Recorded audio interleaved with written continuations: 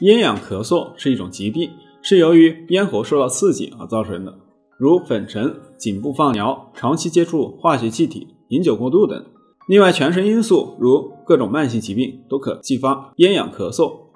引起咽痒咳嗽的疾病中，最常见的就是慢性咽炎，属于咽喉部黏膜的慢性炎症。常出现的症状还有咽部不适、干、痒、痛、分泌物多而灼痛，易干呕有异物感，咳之不出，咽之不下。以上症状尤其会在用嗓过度、使用自定习物、疲劳或天气变化时加重。出现咽喉发痒以及咳嗽的情况，有可能是反流性咽喉炎，建议患者可以到当地医院做检查。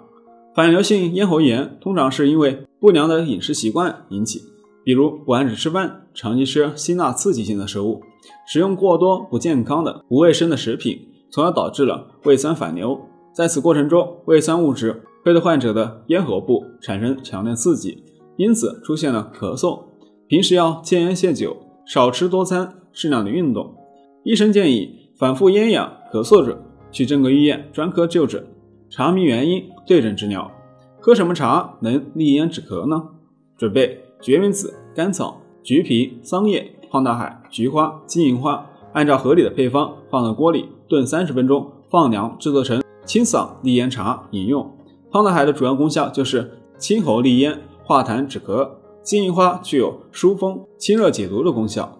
两种药物配伍泡水喝，主要用于急性咽喉炎、扁桃体发炎等。